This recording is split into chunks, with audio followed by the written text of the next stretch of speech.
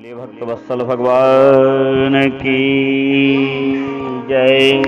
सभी भक्त वृंद आपका मंगल हो और भगवान पितृदेव आप सभी के ऊपर करुणा करें, आपके ऊपर मंगल करें। आइए हम सब लोग पितरों की वंदना करें, क्योंकि पितरों की वंदना इस शरीर को धारण करने का एकमात्र धर्म पितरों का पूजन वंदन नमन और उन्हें संतुष्ट करना ही है। ओम नमो वह पित्रो रसाय नमो वह पित्रा सोसाय नमो वह पित्रो जीवाय नमो वह पित्रा स्वधाय नमो वह पित्रो घोराय नमो वह पित्रो मन्यवे नमो वा पित्रा पित्रो नमो वा गृहान पित्रो दत्त सत्तो वा पित्रो दैष्मद्वदा पित्रो वास आदत्ता। इस प्रकार की स्तुति पितृदेव की प्रत्येक ग्रस्त को, प्रत्येक व्यक्ति को नित्य नियम से करनी चाहिए कि हे पितृदेव भगवान, आप पधारें, आपका स्वागत है, मैं आपका स्वागत करता हूँ।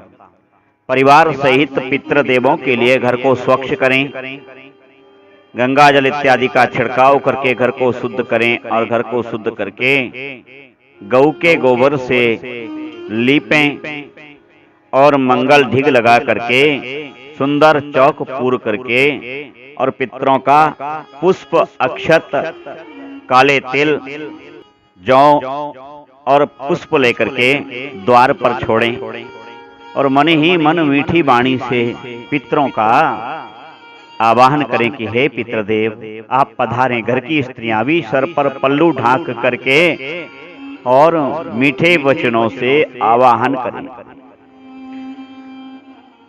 फिर उनके लिए विभिन्न प्रकार के भोजन बनाएं और वह भोजन पितरों के लिए भोग लगाएं।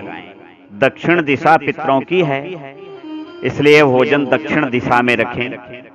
संभव हो तो एक मिट्टी का पात्र भी लें या धातु का पात्र लें।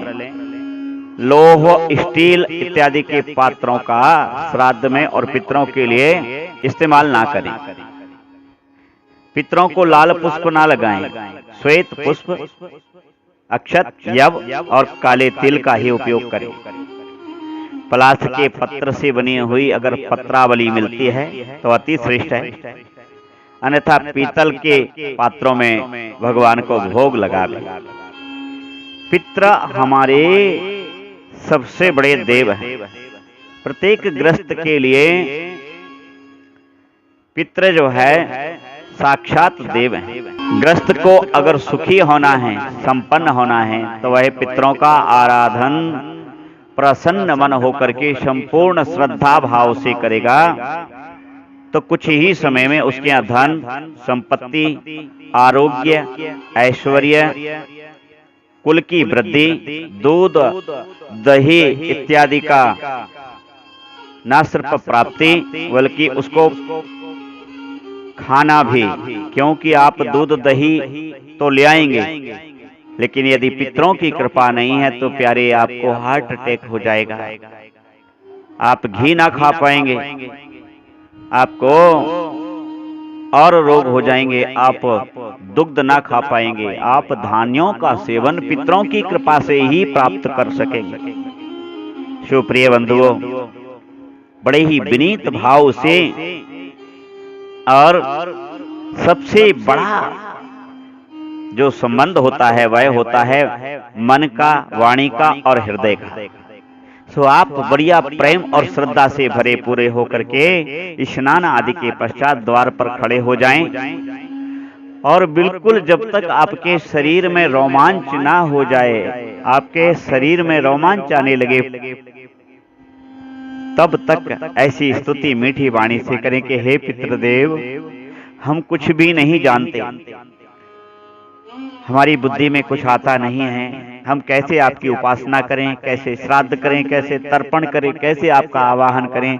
पर हे दयालु पितृदेव, आप कृपा पूर्वक कृपा करके इन श्राद्ध पक्ष में 15 दिन के लिए आप हमारे यहाँ पधारते हैं हमको आशीर्वाद प्रदान करने के लिए।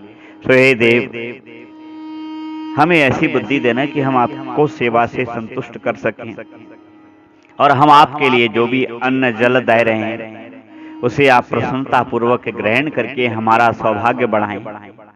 हे देव, हमने जो भी कुछ दिया है उसे आप यदि ग्रहण कर लेंगे तो हमारा सुख, ऐश्वर्य, वैभव, कुल वृद्धि, कुटुंब सब वृद्धि को प्राप्त करेगा। और हे देव, यह सब चीजें हमको देना, साथ में आपके चरणों में हमारी और हमारे कुल के प्रत्येक व्यक्ति की अखंड प्रीति भी हो, यह भी आशीर्वाद हमें देना। फिर श्राद्ध करना चाहिए, तर्पण करना चाहिए। प्रत्येक व्यक्ति का धर्म है, यह ऋण है। पितृ मुक्त होकर के वहां से 15 दिन के लिए जिस जिस लोक में रहते हैं, चाहे वह पितृ लोक में रहें, चाहे यम लोक में रहें, चाहे नरक में रहें, इस समय मुक्त होकर के और प्रत्येक ग्रस्त के घर पर आते हैं। आपको दिखेंगी नहीं कहीं, क्योंकि वह वायु स्वरूप होते हैं, वायु का शरीर उनका होता है। वह आपकी प्रत्येक क्रिया देखते हैं, आपके उन्माद को देखते हैं, आपके भय को देखते हैं, आपकी कठिनाई को देखते हैं, आपकी पीड़ा को देखते हैं, आपकी चातुर्यता को देखते हैं, आपके लोभ को देखते हैं। तो इस समय आलस्य का त्याग करके, लोभ का त्याग करके, कलह का त्याग करके पितरों की आराधना कीजिए। मन से आराधना कीजिए, वह मन से ही संतुष्ट हो जाएंगे। वाणी से आराधना कीजिए, पितृ वाणी से संतुष्ट हो जाते हैं। वह इच्छा करते हैं कि हमारे कुल में कोई ऐसा होगा जो जल, दुग्ध, यव और कृष्ण तिलों से हमारा तर्पण करेगा। तो एक पीतल की परात, थाली, भगोनी में जल ले लें, कुसा रख लें और पहले पूर्व में देवताओं का तर्पण करें और भगवान से प्रार्थना करें कि हे देव, मैं अमुक अमुक व्यक्ति, अमुक गोत्र आज अमुक तिथि में आपका तर्पण कर रहा हूं।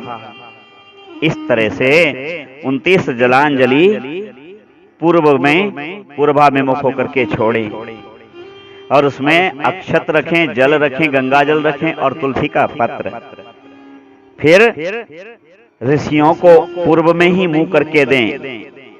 मरीच, अत्रि, अंगिरा, पुलस्त, पुलहस्त, क्रतु, वशिष्ठ, प्रचेता और भृगु, साथ में नारद जी को एक एक जलांजलि पूर्व की ओर ही मुख करके दें। पश्चात उत्तर मुखी हो जाएं और उत्तर मुख होकर के सनक, सनंदन, सनातन, कपिल, आसुरी, बोडुस, पंचशिखस इन ऋषियों को 2-2 अंजलि जल दें। पूर्व में 1-1 अंजलि और उत्तर में 2-2 अंजलि। पूर्व में जो अंजलि देंगे वो उंगलियों के अग्रभाग से सामने गिराएंगे। उत्तर में जो जलांजलि देंगे वह अंजलि के मध्य से, दोनों हथेली को हम जोड़ते हैं और बीच में जो एकदम हथेली को अलग करके दोनों हथेलियों को अलग करते हैं, तो बीच से छोड़ें और कहें कि हे सनकादि देव, आप यह जल ग्रहण करें। उसके पास दक्षिण की तरफ मुंह करके बैठ जाएं, बाएं पांव को मोड़ लें, सीधे को वीर आसन से बैठ करके फिर कव्य तर्पण करें। कव्य वाडलास्त्रपताम, सौमस्त्रपताम, 3-3 अंजलि इनको जल दें। यमस्त्रपताम, यम देवता को, अर्यमात्रपताम, अर्यमा देव का, स्वाता पित्र को तर्पण करें। सोमपा पित्र को तर्पण करें और अंत में बैर खदा पित्र, सब में तृप्यताम, स्वधा नमः छोड़ते जाएं। इसके बाद 14 यम हैं, दक्षिण की ओर ही मुख करके और दाहिने हाथ की अंगूठा और तर्जनी के मूल से दाहिनी ओर गिराते जाएं। जल को यमाए तृपंताम, यमराज को तर्पण करेंगे 14 बार। धर्मराज, मृत्यु, अंतकाय, वैवस्वताय, कालाय, सर्वभूताय, औदुम्बराय, ददनाय, नीलाय, परमेश्वरी, ब्रकोदराय, चित्राय और चित्रगुप्ताय तृपंताम। फिर हाथ जोड़ करके पितृ देवताओं का ध्यान करें। या अंतु ना पितरा सौम्यासु अग्निस्वाता पतिभ्र देवी यानी, हे दक्षिण दिशा से पधारने वाले मेरे समस्त पितृ, आप आए और आकर के मेरे द्वारा ये जल ग्रहण करके मेरे ऊपर बड़ा उपकार करें। फिर अपने पिता का नाम लेकर के अस्मित पिता, मेरे पिता अमुक गोत्र वसु स्वरूप तृपंताम, ऐसे 3 बार जलांजलि दे करके तिलोदकम तस्मै स्वधा नमः ऐसा बोले। फिर अपने दादाजी पितामह रुद्र स्वरूपस्य अमुक गोत्र, गोत्र का उच्चारण करते हुए तर्पण करें दाहिने मूल, तर्जनी और अंगूठे के मूल से। फिर पितामह पर दादाजी को तर्पण करें। फिर अपनी माँ अगर जीवित नहीं है तो माँ का तर्पण करें, दादी माँ का तर्पण करें और परदादी का तर्पण करें। इसके बाद पितरों से प्रार्थना करें कि हे पितृदेव, मेरे द्वारा दिया हुआ ये जलांजलि ग्रहण करके आप संतुष्ट हों और आपके मोक्ष को और संतोष को प्राप्त कराना ही मेरे इस शरीर को धारण करने की सबसे बड़ी सफलता है। इसके बाद पितृभ्यः स्वधाएभ्यः स्वधा नमः, पितामहेभ्यः स्वधाएभ्यः स्वधा नमः, फिर पितामहेभ्यः स्वधाएभ्यः स्वधा नमः। अक्षन्न पितरो अमी मदंत पितरो अतित्रपंत पित्रा पित्रः सुंदध्वम महा। यजुर्वेद का 19:36 का यह श्लोक पितरों के लिए बोलें और प्रार्थना कर लें।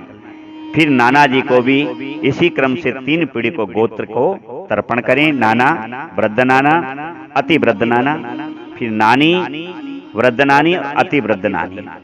इसके बाद तो फिर अपने और कुल के जो लोग हों उनका तर्पण करें और पुनः पूर्व की ओर मुख करके देव, सुर, यक्ष, नाग, गंधर्व, राक्षस, पिशाच, गुह्यक, सिद्ध, कुष्मांड, तरु, वृक्ष आदि, खग, पक्षी आदि, जलेचर, जल में रहने वाले, भूनिलया, भूमि में रहने वाले, वायावाधारस्य, वायु में धारण रहने वाले, उन सभी जीवों को एक एक जलांजलि जल दे करके फिर अंत में पुनः दक्षिण की ओर मुख करके उसी दक्षिण भाग से अंगूठा और तर्जनी के मूल से नरक में रहने वाले समस्त पितरों को दें।